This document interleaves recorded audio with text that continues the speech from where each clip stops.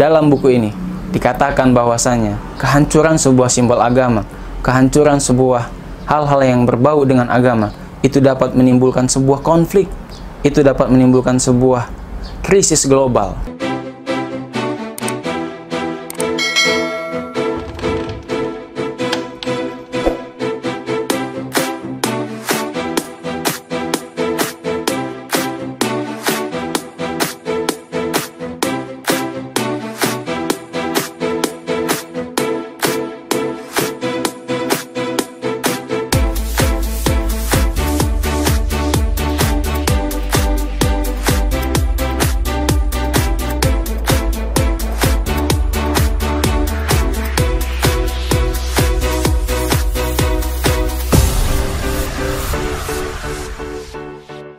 Assalamualaikum warahmatullahi wabarakatuh. Selamat datang Wayati dan Pikiran. Semoga kalian semua sehat, raga, dan tentu jiwanya yang paling penting. Saya akan kembali mengulas sebuah buku, ulasan buku yang kelima dari saya.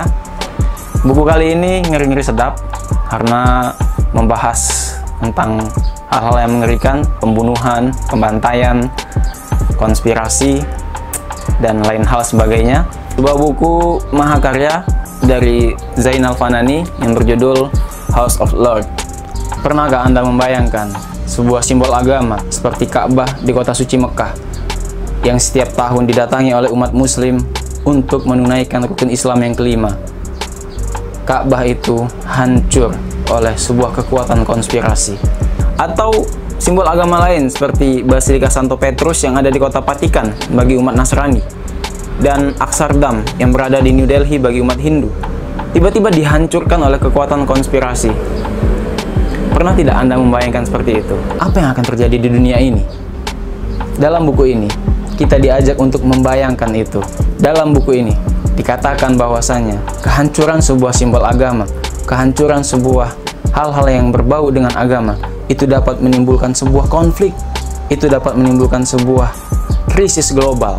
Buku ini selalu ingin meyakinkan kita bahwasanya isu agama itu adalah isu yang sangat sensitif. Cerita di dalam buku ini berawal dari sebuah hal yang sangat mengerikan, yaitu pembunuhan. Profesor Balkis, wanita berusia 33 tahun yang menjadi tokoh utama di dalam buku ini, harus terlibat dalam sebuah pemecahan teka-teki masalah yang dibuat oleh seseorang.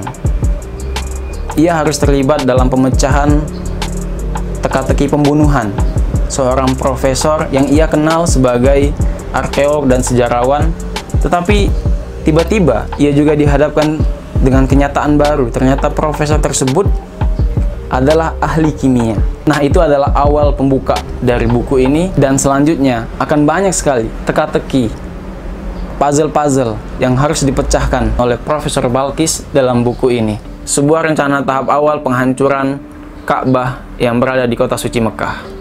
Di dalam buku ini, Anda akan diajak untuk membayangkan hal tersebut, mengikuti setiap tahapan-tahapan penghancuran secara detail yang dapat membuat bulu kuduk kita merinding. Cerita di buku ini terus berlanjut dengan teka-teki yang sulit untuk ditebak. Pembaca seakan diajak untuk menyusun puzzle-puzzle yang berserakan dan kemudian disusun menjadi cerita yang utuh. Sungguh sebuah cara penulisan novel yang sangat intelektual sekali dan memberikan insight bagi kita untuk berpikir lebih jauh dan menganalisa seperti apa kelanjutan novel ini dan menyatukan semua kisah-kisah yang dibuatnya di dalam setiap bab-bab yang ada di dalam novel ini. Buku dengan jumlah 411 halaman ini juga memberikan sebuah pernyataan-pernyataan yang menarik, sebuah fakta-fakta yang menarik. Banyak pernyataan-pernyataan Balkis tentang agama Islam di dalam buku ini, terutama ketika ia ditanya tentang hal-hal yang sensitif tentang tauhid. Ia ditanya tentang eksistensi Tuhan. Ia juga ditanya tentang bagaimana Islam menjawab sebuah isu tentang bahwasanya Islam itu adalah agama yang keras, agama yang penuh dengan peperangan. Karena di awal perjuangan Nabi Muhammad SAW dulu, banyak sekali peperangan yang dilakukan oleh Nabi Muhammad SAW.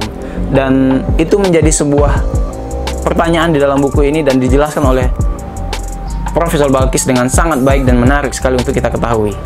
Buku ini semakin menarik dengan latar tempat dan politik Timur Tengah, terkhusus kerajaan Arab Saudi.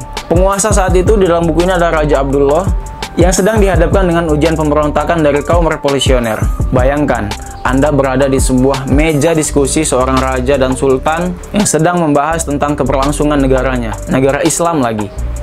Anda seperti dikasih karpet merah untuk mengetahui banyak hal, apa-apa yang menjadi pembahasan raja-raja Arab tentang negara mereka, dan itu sangat menarik sekali untuk kita telusuri lebih jauh dan menjadi pengetahuan untuk kita semua. Ternyata seperti ini cara mereka mengelola sebuah negara di Arab Saudi. Banyak persaingan-persaingan politik yang juga terjadi di tengah-tengah mereka. Ada juga pemberontakan-pemberontakan yang juga terjadi di tengah-tengah mereka. Nah, menarik bukan? Kapan lagi kita bisa mengetahui secara detail dan dapat membayangkan? Kapan lagi kita bisa berimajinasi seperti itu kalau bukan dengan membaca buku ini? Saya akan masuk ke kelebihan dan kekurangan. Kelebihan dari buku ini yang pertama adalah bentuk buku yang menonjol, panjang dan besar, serta tebal. Sangat mewakili kisahnya yang kompleks dan penuh dengan cerita-cerita di dalamnya, peristiwa-peristiwa di dalamnya. Terbukti dengan tebalnya yang hampir 2,5 cm dan jumlah halaman yang 411 halaman lebih, apalagi ditambah dengan panjang buku yang hampir 25 cm. Kelebihan yang kedua dari buku ini adalah sinopsis yang berada di belakang buku ini sangat membuat penasaran.